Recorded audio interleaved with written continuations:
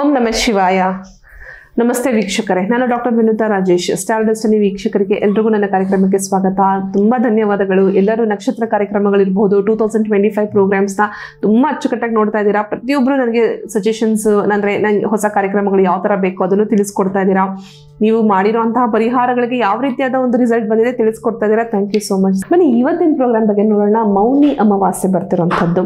ಹೌದು, ಇದೇ ತಿಂಗಳು ಜನವರಿ 29, 2025 ಬುಧವಾರದ ದಿನ ಮೌನಿ ಅಮಾವಾಸ್ಯೆ. ತುಂಬ ವಿಶೇಷವಾಗಿರುವಂತಹ ಅಮಾವಾಸ್ಯೆ. ಕೆಲವು ಅಮಾವಾಸ್ಯೆಗಳನ್ನ ಆ್ಯಕ್ಚುಲಿ ಪ್ರತಿಯೊಂದು ಹುಣ್ಣಿಮೆ ಪ್ರತಿಯೊಂದು ತಿಂಗಳಲ್ಲೂ ಸಿಗುತ್ತೆ. ಒಂದು ಹುಣ್ಣಿಮೆ, ಒಂದು ಅಮಾವಾಸ್ಯೆ, ಶುಕ್ಲ ಪಕ್ಷ, ಕೃಷ್ಣ ಪಕ್ಷ ಸಾಮಾನ್ಯವಾಗಿ ಬಂದೇ ಬರುತ್ತೆ. ಈ ಒಂದು ಕೆಲವು ಮೇನ್ ಆಗಿರೋಂಥ ಅಮಾವಾಸ್ಯೆಗಳು ತುಂಬಾ ಇಂಪ್ಯಾಕ್ಟ್ ಮಾಡುತ್ತೆ. ಅಮಾವಾಸ್ಯೆ ದಿನಗಳಲ್ಲಿ ನಿಮಗೆಲ್ಲ ಗೊತ್ತಿರುವ ಹಾಗೆ ಚಂದ್ರನು ಕಾಣುವುದಿಲ್ಲ. ನಮ್ಮ ಒಂದು ಭೂಮಿಯ ಮೇಲೆ ಚಂದ್ರನ ಛಾಯೆ ಬರೋದಿಲ್ಲ.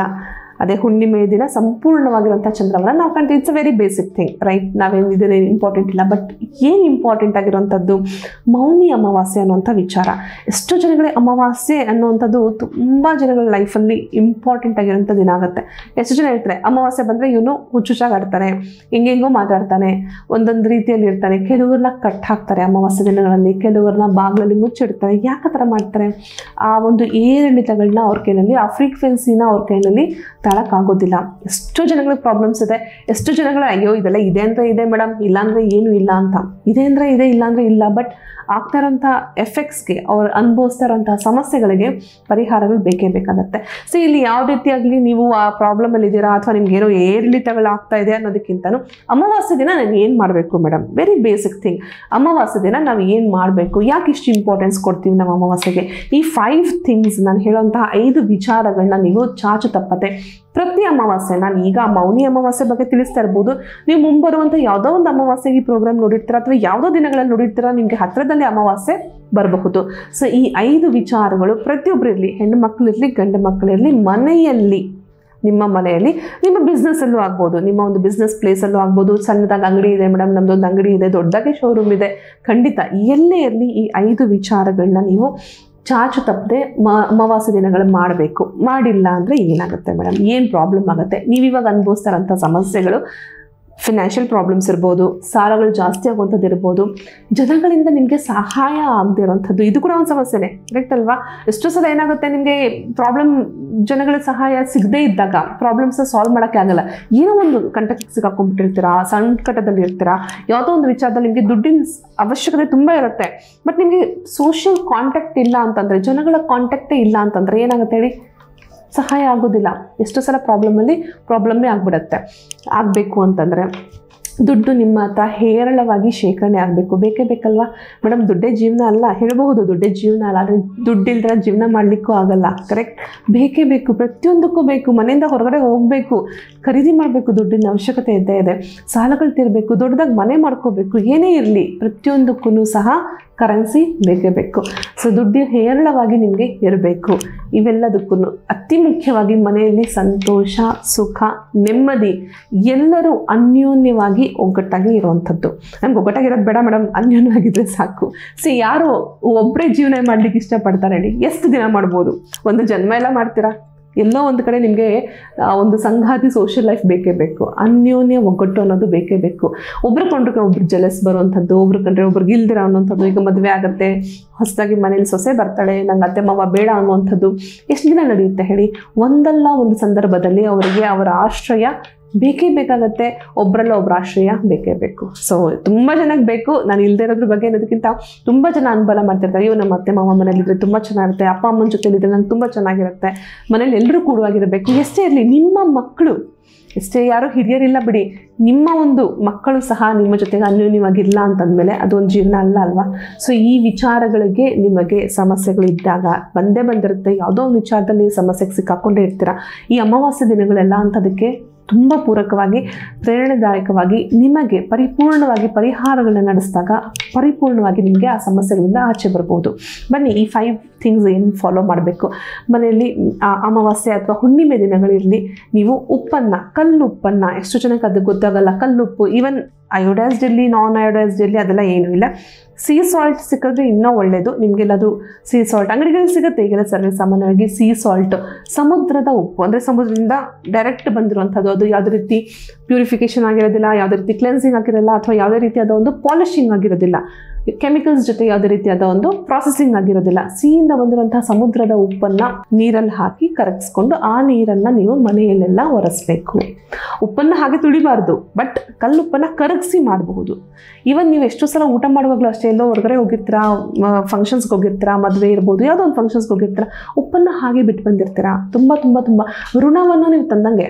ಕರೆಕ್ಟ್, ನಾನು ಎಷ್ಟೋ ಪ್ರೋಗ್ರಾಮನ್ನು ಹೇಳಿದ್ದೀನಿ, ನೀರನ್ನು ಹಾಕಿ ಅದನ್ನು ನೀವು ಕರಗಿಸಿ, ಇದೇ ರೀತಿ ನಿಮ್ಮ ಹತ್ರ ನೀರು ಕೊಟ್ಟಿರ್ತಾರೆ, ಸ್ವಲ್ಪ ಹಾಕಿ ಕರಗಿಸಿ ಅದನ್ನು ವಾಶ್ ಮಾಡಿ, ಅದನ್ನು ಋಣ ನಿಮಗೆ ಅಲ್ಲಿ ಮುಕ್ತವಾಗುತ್ತೆ.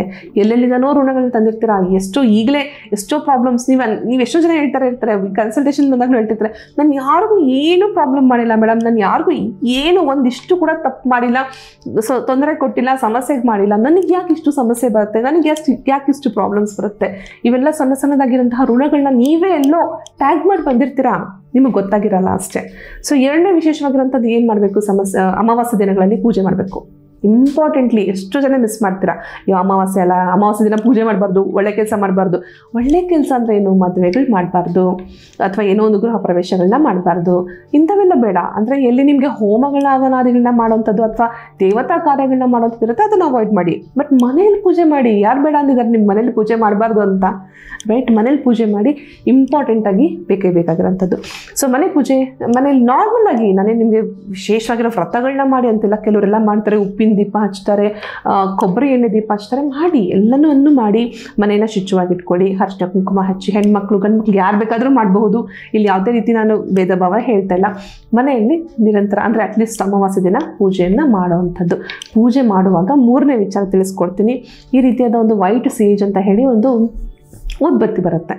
ನೆಗೆಟಿವ್ ಎನರ್ಜೀಸ್, ನಾನು ಹೇಳಿದ್ನಲ್ಲ ಸ್ಟಾರ್ಟ್ ಆಫ್ ದ ಪ್ರೋಗ್ರಾಮು, ನಿಮಗೆ ಎಲ್ಲ ಸಮಸ್ಯೆಗಳಿದೆ, ಮನೇಲಿ ದುಡ್ಡು ನಿಲ್ತಾ ಇಲ್ಲ, ಮನೇಲಿ ಯಾವುದೇ ರೀತಿ ಹಾರ್ಮೋನಿ ಅಂದರೆ ತುಂಬ ಯಾರು ಕೂಡ ಒಬ್ರಿಗೊಬ್ರು ಮಾತು ಕೇಳ್ತಲ್ಲ, ಯಾವುದೇ ರೀತಿಯಾದ ಒಂದು ಸಾಮರಸ್ಯ ಇಲ್ದಿರೋಂಥ ಜೀವನ ನಡೆಸ್ತಾ ಇದ್ರ ಅಂಥ ಸಂದರ್ಭಗಳಲ್ಲಿ ಈ ರೀತಿ ಒಂದು ಊದ್ಕಡ್ಡಿ ಸಿಗುತ್ತೆ, ಅಂಗಡಿಗಳಲ್ಲೂ ಸಿಗುತ್ತೆ ನಿಮಗೆ. ಇಲ್ಲ ನಮ್ಮ ನಂಬರ್ ಕಾಣ್ತಾ ಇದೆ, ಅಲ್ಲಿಗೂ ಕಾಲ್ ಮಾಡ್ಬೋದು, ತಿಳಿಸ್ಕೊಡ್ತಾರೆ.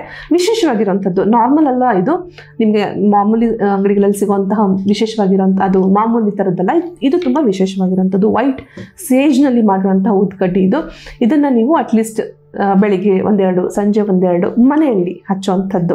ಹಚ್ಚಿದಾಗ ಏನಾಗುತ್ತೆ, ಇದರ ಫ್ರೇಗ್ರೆನ್ಸ್, ಇದರ ಒಂದು ಸಂಪೂರ್ಣವಾಗಿರೋಂತಹ ಒಂದು ಧೂಪ ಮನೆಯಲ್ಲೆಲ್ಲ ಅದು ಸ್ಪ್ರೆಡ್ ಆಗುತ್ತೆ. ಇಲ್ಲ ತೊಗೊಂಡು ಹೋಗಿ ಈ ರೀತಿ ಎಲ್ಲ ಸ್ಪ್ರೆಡ್ ಮಾಡ್ಬೋದಾ ಮೇಡಮ್? ಖಂಡಿತ ಮಾಡ್ಬೋದು. ಸ್ಪ್ರೆಡ್ ಆಗುತ್ತೆ. ನೆಗೆಟಿವ್ ಎನರ್ಜೀಸು, ನೆಗೆಟಿವ್ ವೈಬ್ರೇಷನ್ಸು ತುಂಬ ಜನಗಳ ಮನೇಲಿರುತ್ತೆ. ಯಾರೋ ಗೊತ್ತಿಲ್ಲದಿರೋಂಥ ವ್ಯಕ್ತಿಗಳು ಮನೆಗೆ ಬಂದಿರ್ತಾರೆ, ಅಥವಾ ಯಾರೋ ಕಣ್ಣು ಹಾಕುವಂಥ ವ್ಯಕ್ತಿಗಳು ಮನೇಲಿ ಬಂದಿರ್ತಾರೆ, ಅವರ ವೈಬ್ರೇಷನ್ಸ್ ಅಲ್ಲೇ ಇರುತ್ತೆ, ಥಾಟ್ಸ್ ಅಲ್ಲೇ ಇರುತ್ತೆ. ನಿಮ್ಗೆ ಅದು ಹೇಗೆ ಹೋಗಲಾಡಿಸ್ಬೇಕು ಗೊತ್ತಾಗಿರಲ್ಲ. ಅಂಥ ಸಂದರ್ಭಗಳಲ್ಲಿ ಈ ರೀತಿಯಾದ ಒಂದು ವೈಟ್ ಸೇಜ್ ಅಂತ ಹೇಳಿ ಸಿಗುತ್ತೆ, ನಿಮಗೆ ಅಂಗಡಿಗಳಲ್ಲೂ ಸಿಗುತ್ತೆ. ಹೇಳಿದ್ನಲ್ಲ, ನಮ್ಮಲ್ಲೂ ಸಿಗುತ್ತೆ, ಪ್ಯೂರಿಫಿಕೇಶನ್ ಮಾಡಿ ಕೊಟ್ಟಿರ್ತೀನಿ, ನಮ್ಮಲ್ಲೇ ತೊಗೊಂಡ್ರೆ ಅಂಗಡಿಗಳಲ್ಲೂ ಸಿಗುತ್ತೆ. ನಿಮಗೆ ಹಚ್ಚುವಂಥದ್ದು, ಬೆಂಕಿ ಹಚ್ಚಬೇಕು. ಇದರಲ್ಲಿ ಧೂಪ ಬರುತ್ತೆ, ಧೂಪವನ್ನು ಪ್ರತಿಯೊಂದು ಕಡೆ ಇದನ್ನು ಸ್ಪ್ರೆಡ್ ಮಾಡುವಂಥದ್ದು. ಇದು ಬಿಟ್ಟು ನಾರ್ಮಲ್ ಹಂಗಾದ್ರೆ ನಾವು ಅಮಾವಾಸ್ಯೆ ಇದನ್ನೇ ಹಚ್ಚಬೇಕು, ನಾರ್ಮಲ್ ಧೂಪವನ್ನು ಅಥವಾ ಬತ್ತಿಯನ್ನು ಹಚ್ಚಬಾರ್ದಾ? ಹಚ್ಚಬಹುದು, ಸಮಸ್ಯೆ ಇಲ್ಲ. ಅದರ ಜೊತೆಗೆ ಇದು ಎಕ್ಸ್ಟ್ರಾ, ಇದು ಮೂರನೇ ವಿಶೇಷವಾಗಿರುವಂತಹ ಪರಿಹಾರ. ನಾಲ್ಕನೇ ವಿಶೇಷವಾಗಿರುವಂತಹ ಪರಿಹಾರ, ಮನೆಯಲ್ಲಿ ಅಂಗಡಿಗಳಲ್ಲಿ ತುಂಬ ಪ್ರಾಬ್ಲಮ್ಸ್ ಆಗ್ತಿರುತ್ತೆ. ಅಂಗಡಿಗಳಲ್ಲಿ ₹1 ದುಡ್ಡು ನಿಲ್ತಾರಲ್ಲ, ಈಗ ಒಂದು ಸಣ್ಣದಾಗಿ ಬೇಕ್ರಿ ಇರ್ಬೋದು, ಬ್ಯೂಟಿ ಪಾರ್ಲರ್ಸ್ ಇರ್ಬೋದು, ಅಥವಾ ಯಾವುದೋ ಒಂದು ಟೈಲರ್ ಅಂಗಡಿ ಇರ್ಬೋದು, ಬಟ್ಟೆ ಅಂಗಡಿ ಇರ್ಬೋದು, ಈ ರೀತಿ ಅಂಥೇಳಿ ಪಾಸಿಟಿವ್ ವೈಬ್ರೇಷನ್ಸ್ ಆಗಿರುವಂಥ ಇದೊಂದು ಎಸೆನ್ಷಿಯಲ್ ಆಯಿಲ್ ಅಷ್ಟೇ. ಇದು ಒಂದು ರೀತಿಯಾದ ಫ್ರೇಗ್ರೆನ್ಸ್ ಬರುತ್ತೆ. ನಾನು ಯಾವುದೇ ರಿಲಿಜನ್ ಹೇಳೋದಿಲ್ಲ, ಬಟ್ ಫ್ರೇಗ್ರೆನ್ಸ್ ಬಗ್ಗೆ ನಿಮಗೆ ಬೇರೆ ರಿಲಿಜನ್ಸಲ್ಲಿ ತುಂಬ ಫಾಲೋ ಮಾಡ್ತಾರೆ. ಇಷ್ಟಂದರೆ ಸ್ಮೆಲ್ ಇಲ್ದಿರ, ಅಂದರೆ ಫ್ರೇಗ್ರೆನ್ಸ್ ಇಲ್ದಿರ ಅವ್ರ ಆಚೆನೇ ಬರೋದಿಲ್ಲ. ಸೊ ಹಾಗಾಗಿ ತುಂಬ ಇಂಪಾರ್ಟೆಂಟ್. ಶುಕ್ರನ ತತ್ವವನ್ನು ಹೆಚ್ಚು ಮಾಡುತ್ತೆ. ಅದರಲ್ಲೂ ನಾನು ತಿಳಿಸ್ತಾ ಇರೋಂಥ ಈ ಪ್ರೋಗ್ರಾಮಲ್ಲಿ ಇದು ಪಾಸಿಟಿವ್ ವೈಬ್ರೇಷನ್ಸು. ಶುಕ್ರನ ತತ್ವ ಎಷ್ಟು ಜಾತಕಗಳಲ್ಲಿ ಶುಕ್ರ ನೀಚವಾಗಿರುತ್ತೆ ಅಥವಾ ಶುಕ್ರ ದಶೆ ನಡೀತಿರುತ್ತೆ, ಬಟ್ ಆದರೂ ಏನೂ ಎಫೆಕ್ಟ್ ಆಗ್ತಾ ಇರೋದಿಲ್ಲ. ಏನು ಮಾಡ್ಬೋದು, ಇದನ್ನು ನೀವು ವೃಷ್ಟಿಗೆ ಹಚ್ಬೋದು, ಮನೆ ಬಾಗಿಲಿಗೆ ಹಚ್ಬೋದು, ದೇವ್ರ ಮನೆ ಒಂದು ಬಾಗಿಲುಗಳಿಗೆ ಹಚ್ಬೋದು. ತುಂಬ ಈಸಿ, ಆಯಿಲ್ ಥರ ಇರುತ್ತೆ, ಬಟ್ ಯಾವುದೇ ರೀತಿಯಾದ ನಿಮಗೆ ಏನು ಎಫೆಕ್ಟ್ ಆಗೋದಿಲ್ಲ ಅಥವಾ ಅದೇನೋ ಮಾರ್ಕ್ ಬಂದ್ಬಿಡುತ್ತೆ, ಏನೂ ಆಗೋದಿಲ್ಲ. ವೆರಿ ಮೈಲ್ಡ್ ಆ್ಯಂಡ್ ಸಿಂಪಲ್ ಆಗಿರೋಂಥ ಫ್ರೇಗ್ರೆನ್ಸ್ ಆಯಿಲ್. ಇದು ಗಿಡಮೂಲಿಕೆಗಳಲ್ಲಿ ಎಕ್ಸ್ಟ್ರಾಕ್ಟ್ ಮಾಡಿ ಬಂದಿರೋಂತಹ ಎಸೆನ್ಷಿಯಲ್ ಆಯಿಲ್ ಅಷ್ಟೇ. ಸೊ ತುಂಬಾ ಈಸಿ, ಸೇಫ್ ಟು ಯೂಸ್. ಮತ್ತು ಯಾವುದೇ ರೀತಿಯಾದಿಲ್ಲ. ಏನು ಮಾಡುತ್ತೆ ಮೇಡಮ್, ನಾನು ಆಯಿಲ್ ಹಚ್ಕೊಂಡ್ಬಿಟ್ರೆ ನಂಗೆ ಒಳ್ಳೆಯದಾಗುತ್ತೆ? ಶುಕ್ರನ ತತ್ವವನ್ನು ನಿಮಗೆ ಅಭಿವೃದ್ಧಿ ಮಾಡುತ್ತೆ.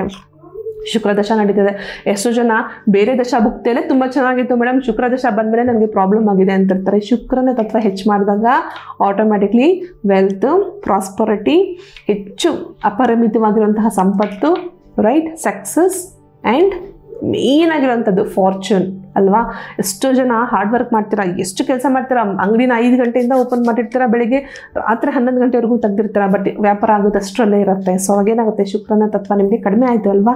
ಸೊ ಅದನ್ನು ಅಭಿವೃದ್ಧಿ ಮಾಡಬೇಕು, ಇನ್ಕ್ರೀಸ್ ಮಾಡಬೇಕು. ಇದನ್ನು ಹಚ್ಚುವಂಥದ್ದು, ಬಾಗಿಲಿಗೆ ಹಚ್ಚುವಂಥದ್ದು, ಹೊಸಲಿಗೆ ಹಚ್ಚುವಂಥದ್ದು, ದೇವ್ರ ಮನೆ ಬಾಗಿಲಿಗೆ ಹಚ್ಚುವಂಥದ್ದು, ನಿಮಗೆ ಇವನ್ ನಿಮ್ಮ ಕೈಗೂ ಪ್ರಸ್ತುತಿಗೆ ಹಚ್ಚುವಂಥದ್ದು. ಇದರಿಂದ ಪ್ರೊಟೆಕ್ಟ್ ಆಗ್ತೀರಾ, you will be completely protected. ಇದು 4ನೆಯ ವಿಶೇಷವಾಗಿರುವಂತಹ ಪರಿಹಾರ. 5ನೇ ಪರಿಹಾರ ಆ್ಯಕ್ಚುಲಿ ನಾನು ಫಸ್ಟೇ ಹೇಳಬೇಕು, ಯಾಕೆಂದರೆ ಅದು ತುಂಬಾ ಇಂಪಾರ್ಟೆಂಟ್ ಆಗಿರುವಂಥದ್ದು. ನಾನು ಉಪ್ಪನ್ನು ಹೇಳಿದೆ, ನಿಮಗೆ ಉಪ್ಪನ್ನು ಹಾಕಿ ಮನೆಯನ್ನು ಒರೆಸಿ ಅಂತ ಹೇಳಿ. ಅದೇ ರೀತಿಯಲ್ಲೇ ಉಪ್ಪು ಮತ್ತು ಸ್ವಲ್ಪ ಅರಿಶಿನ ನೀವು ಪ್ರತಿ ಅಮಾವಾಸ್ಯೆಗಂತೂ ಮಿಸ್ ಮಾಡಲೇಬೇಡಿ. ಯಾವುದೇ ವಾರ ನೀವು ಮಿಸ್ ಮಾಡಿದ್ರು ಅಮಾವಾಸ್ಯೆಗೆ ನೀವು ಸ್ನಾನ ಮಾಡುವಂಥದ್ದನ್ನು ಖಂಡಿತ ಮಿಸ್ ಮಾಡಬೇಡಿ. ತುಂಬ ಇಂಪಾರ್ಟೆಂಟು. ಮನೆಯ ಶುದ್ಧಿ ಎಷ್ಟು ಇಂಪಾರ್ಟೆಂಟು, ದೇಹದ ಶುದ್ಧಿಯು ಕೂಡ ಅಷ್ಟೇ ಇಂಪಾರ್ಟೆಂಟ್ ಆಗುತ್ತೆ. ಸೊ ಎಷ್ಟೋ ಜನ ಹೆಣ್ಮಕ್ಳು ಬೆಳಿಗ್ಗೆ ಹೊತ್ತು ಸ್ನಾನನೇ ಮಾಡಲ್ಲ, ಯಾವಾಗೋ ಮಧ್ಯಾಹ್ನ ಸಂಜೆ ಅಂಥ ಸಮಯಗಳಲ್ಲಿ ಮಾಡ್ತೀರಾ. ಯಾಕೆ ಆ ಥರ ಮಾಡ್ತೀರಾ? ಬೇಕಲ್ವ ನಿಮಗೆ ಲಕ್ಷ್ಮಿ. ಸೊ ಉಪ್ಪನ್ನು ಹಾಕಿ, ಸ್ವಲ್ಪ ಚಿಟಿಕೆ ಹರ್ಷವನ್ನು ಹಾಕಿ, ಆ ಒಂದು ಬಕೆಟ್ ನೀರಿರ್ಬೋದು, ಅಥವಾ ನೀವು ಯಾವುದಾದ್ರು ಶವರ್ ಸ್ನಾನ ಮಾಡ್ತಿರ್ಬೋದು. ಸೊ ಒಂದು ಜಗ್ಗಲ್ಲಿ ನೀವು ಇದನ್ನು ಮಿಶ್ರಣ ಮಾಡಿ, ಪ್ರಥಮವಾಗಿರೋಂತಹ ನೀರನ್ನು ಇದನ್ನು ತಗೊಳ್ಳಿ. ನಂತರ ನೀವು ನಾರ್ಮಲ್ ವಾಟರಲ್ಲಿ ಸ್ನಾನ ಮಾಡ್ಕೊಳ್ಳಿ. ಸಮುದ್ರ ಸ್ನಾನ ತುಂಬಾ ಇಂಪಾರ್ಟೆಂಟ್. ಎಷ್ಟೋ ಜನಗಳಿಗೆ ನಾನು ಹೇಳ್ತೀನಿ, ಸಮಸ್ಯೆಗಳು ಜಾಸ್ತಿ ಆಯಿತು, ಸಮುದ್ರಕ್ಕೆ ಹೋಗಿ ಸಮುದ್ರ ಸ್ನಾನ ಮಾಡ್ಕೊಂಡು ಬನ್ನಿ. ಎಷ್ಟೋ ದೋಷಗಳು, ಪಿತೃದೋಷ, ಈವನ್ ಮಾತೃದೋಷ ಇರಬಹುದು, ಎಷ್ಟೋ ದೋಷಗಳು ನಿಮ್ಮ ಲೈಫ್ನಲ್ಲಿ ಕಾಡ್ತಾ ಇರುತ್ತೆ. ಲೈಫ್ನ ತುಂಬಾ ರೀತಿಯಲ್ಲಿ ಏನೇನೋ ಯಾವುದೋ ರೀತಿಯಲ್ಲಿ ನಿಮಗೆ ಎಫೆಕ್ಟ್ ಮಾಡ್ತಾನೆ ಇರುತ್ತೆ. ಇವೆಲ್ಲ ನಿಮಗೆ ನಿವಾರಣೆ ಆಗುತ್ತೆ ಈ ಒಂದು 5 ಟೈಪ್ಸ್ ಆಫ್ ಪರಿಹಾರಗಳಿಂದ. ಸೊ ಇಷ್ಟು ಹೇಳ್ತಾ ಇವೆಲ್ಲ ಫಾಲೋ ಮಾಡ್ತೀರಾ. ಈಗ ಬರ್ತಿರೋಂಥ ಮೌನಿ ಅಮಾವಾಸ್ಯೆಯಿಂದಲೇ ಶುರು ಮಾಡಿ. ಬೇರೆ ಯಾರು ಬೇಕಿತ್ತು ಮೇಡಮ್, ನಾನು ಕನ್ಸಲ್ಟೇಷನ್ ಮೂಲಕ ನಿಮ್ಮ ಹತ್ರ ನಾನು ಭೇಟಿ ಮಾಡ್ಬೋದಾ? ಖಂಡಿತ ಅಮ್ಮ.